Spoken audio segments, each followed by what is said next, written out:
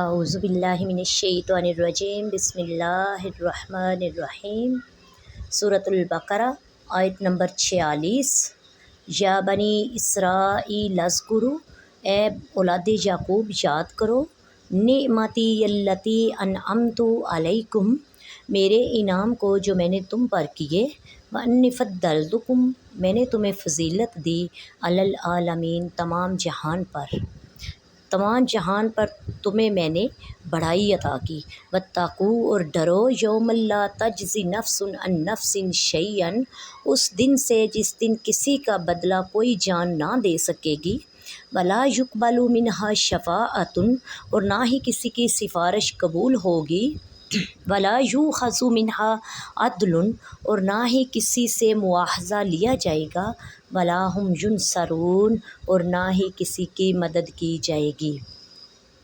وَإِذْ نَجَّيْنَاكُمْ، اور جب ہم نے تمہیں نجات دی، من آل فرعون، آل فرعون سے، یسومونکم سوء العذاب، وہ تمہیں عذاب دیتے تھے بہت ہی برا عذاب، یذبحون، ذبح کر دیتے تھے، ابناءکم، تمہارے بیٹوں کو، یستحیون نساءکم، اور تمہاری عورتوں کو زندہ رہنے دیتے تھے، وفی ذالکم بلاء، اور یہ بڑی ہی آزمائش تھی، من ربکم عظیم، تمہارے رب عظیم کی طرف سے۔ وَإِذْ فَرَقْنَا، اور جب ہم نے پھاڑا، بِكُمُ الْبَحْرَ، تمہارے لیے سمندر کو، فَأَنجَيْنَاكُمْ، اور ہم نے نجات دی، وَأَغْرَقْنَا فَأَنجَيْنَاكُمْ، اور ہم نے تمہیں نجات دی، وَأَغْرَقْنَا، اور ہم نے غرق کیا، آل فرعون، فرعون کی اولاد کو، وَأَنْتُمْ تَنظُرُونَ، جب کہ تم دیکھ رہے تھے۔ وَإِذْ وَعَدْنَا، اور جب ہم نے وعدہ کیا، موسیٰ سے، 40 لیلۃ، 40 راتوں کا، ثم اتخذتم العجل، پھر تم نے بچھڑے کو معبود بنا لیا، من بعد وانتم ظالمون، اس کے بعد اور تم نے بہت بڑا ظلم کیا۔ ثم، پھر عفونا، عنکم، ہم نے تمہیں معاف کر دیا، من بعد ذالک، اس کے بعد، لعلکم تشکرون، شاید کہ تم شکر گزاری کرو۔ وَإِذْ آتَيْنَا مُوسَى الْكِتَابَ، اور جب ہم نے موسیٰ کو کتاب دی، والفرقان، اور حق و باطل میں تمیز کرنے والی، لعلکم تہتدون، تاکہ تم ہدایت پا سکو۔ بسم اللہ الرحمن الرحیم۔ تفسیر سورہ بقرہ کی آیت نمبر 46 کی۔ یہاں ایک بار پھر بنی اسرائیل کو اللہ تعالیٰ کے احسانات یاد کرنے کا حکم دیا گیا ہے، تاکہ وہ اللہ تعالیٰ کے حبیب صلی اللہ علیہ وآلہ وسلم کی اطاعت ترک کرنے سے ڈریں۔ یاد رہے کہ ان آیات میں بنی اسرائیل کے ان لوگوں سے خطاب کیا جا رہا ہے جو سید المرسلین کے مقدس زمانے میں موجود تھے۔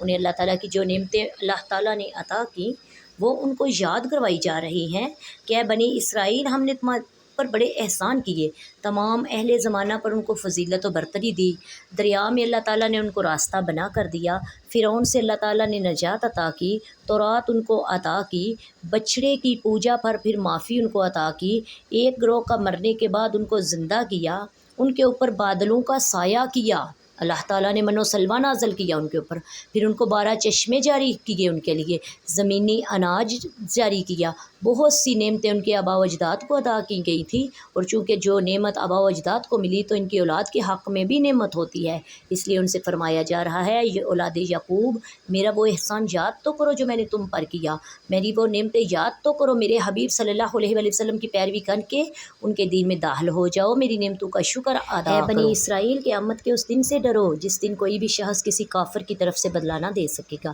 نہ کافر کے بارے میں کسی کی کوئی سفارش مانی جائے گی، نہ اس کافر سے جہنم کے عذاب سے نجات کے بدلے کوئی معاوضہ لیا جائے گا، اور نہ ان کفار سے اللہ تعالیٰ کا عذاب دور کیا جائے گا۔ شفاعت کی امید پر گناہ کرنے والا کیسا ہوگا؟ اس سے معلوم ہوا قیامت کے دن کافر کو نہ کوئی کافر نفع پہنچا سکے گا، نہ کوئی مسلمان، اس دن شفاعت صرف مسلمانوں کے لیے ہوگی، جیسا کہ دیگر آیات میں بیان ہوا ہے کہ شفاعت کی امید پر گناہ کرنے والا ایسا ہی ہے جیسے اچھے ڈاکٹر کے مل جانے کی امید پر کوئی زہر کھا لے، یا ہڈیوں کے ماہر ڈاکٹر کے مل جانے پر کوئی ہڈی توڑ لے، ایسے ہی ہے۔ شفاعت کا حقدار اللہ تعالیٰ نے ایمان والوں کو قرار دیا ہے۔ اللہ تعالیٰ نے ارشاد فرمایا ہے، اے بنی اسرائیل، میری وہ نعمت تو یاد کرو جب ہم نے تمہیں فرعون کی پیروی کرنے والوں سے نجات دی جو تمہیں بہت بڑا عذاب دیتے ہوتے تھے، فرعون نے بنی اسرائیل پر نہایت بے دردی سے محنت و مشقت کے دشوار کام لازم کر رکھے تھے۔ پتھروں کی چٹانیں کاٹ کر ڈوتے رہتے تھے، ان کی کمریں اور گردنیں زخمی ہو گئی تھی، غریبوں پر ٹیکس مقرر کر دیے ہوئے تھے۔ اس فرعونیت کا کچھ نمونہ ان مسلمان ممالک میں دیکھا جا سکتا ہے جہاں کفار پنجے گاڑ کر مسلمانوں پر ظلم و ستم کرتے ہیں۔ فرعون کا مختصر تعارف یہ ہے، جس طرح فارس کے بادشاہ کا لقب کسریٰ، روم کے بادشاہ کا قیصر اور حبشہ کے بادشاہ کا لقب نجاشی تھا، اسی طرح قبطی اور عمالقہ قوم سے تعلق رکھنے والے مصر بادشاہوں کا لقب فرعون ہوتا تھا۔ حضرت موسیٰ علیہ السلام کے زمانے میں فرعون کا نام ولید بن مصب بن ریان تھا، اور اس آیات میں اسی کا ذکر ہے کہ ان کی عمر 400 سال سے اس کی عمر زیادہ ہوئی۔ یذبحون ابناءکم، وہ تمہارے بیٹوں کو ذبح کرتے تھے۔ فرعون نے خواب میں دیکھا کہ بیت المقدس کی طرف سے ایک آگ آئی ہے، اس نے مصر کو گھیرے میں لے لیا ہے، تمام قبطیوں کو جلا ڈالا، جبکہ بنی اسرائیل کو کوئی نقصان نہیں ہوا۔ اس حادثے سے بڑی وحشت ہوئی۔ کاہنوں نے تعبیر بتا دی کہ بنی اسرائیل میں ایک لڑکا پیدا ہوگا جو تیری ہلاکت اور تیری سلطنت کی تباہی کا باعث بنے گا۔ یہ سن کر فرعون نے حکم دیا کہ بنی اسرائیل میں جو لڑکا پیدا ہو اسے قتل کر دیا جائے۔ یوں ہزاروں کی تعداد میں بچے قتل کیے گئے۔ قدرت الہی سے اس قوم کے بوڑھے جلد مرنے لگے تو قبطی سرداروں نے گھبرا کر فرعون سے شکایت کی کہ ایک طرف سے بنی اسرائیل میں موت کی کثرت ہو گئی ہے، دوسری طرف ان کے بچے بھی قتل کیے جا رہے ہیں، اگر یہی صورتحال رہی تو ہمیں خدمت گار کہاں سے ملیں گے؟ اس پر فرعون نے حکم دیا کہ 1 سال بچے قتل کیے جائیں اور 1 سال چھوڑ دیے جائیں۔ تو جو سال چھوڑنے کا تھا اس میں حضرت ہارون علیہ السلام پیدا ہوئے، اور قتل کے سال میں حضرت موسیٰ علیہ السلام کی ولادت ہوئی۔ یہ دونوں بھی پیدا ہوئے۔ یہ اللہ تعالیٰ کی طرف سے بڑی آزمائش تھی۔ وفی ذالکم بلاء، آزمائش تھی۔ بلا امتحان و آزمائش کو کہتے ہیں۔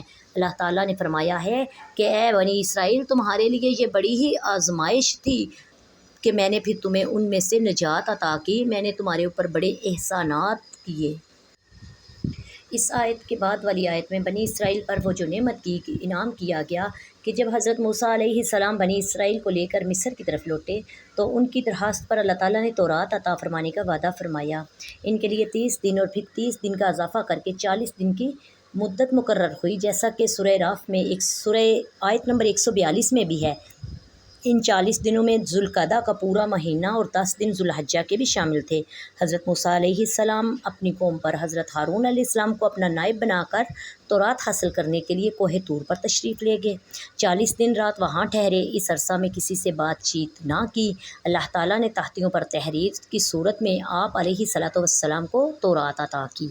دوسری طرف سامری نے جواہرات سے مزین سونے کا ایک بچڑا بنا کر قوم سے کہا کہ یہ تمہارا معبود ہے۔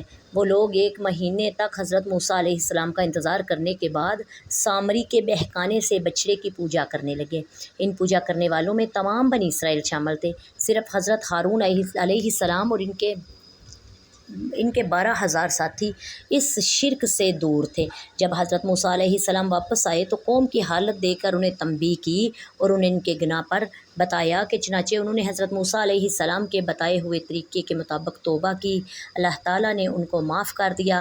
پھر اللہ تعالیٰ نے فرمایا، اے بنی اسرائیل، بچڑے کو پوجنے کے بعد میں نے تمہیں معاف کر دیا، میں نے تم پر بہت بڑے بڑے احسانات کیے ہیں۔ وما علینا الا البلاغ المبین۔ السلام علیکم ورحمۃ اللہ وبرکاتہ۔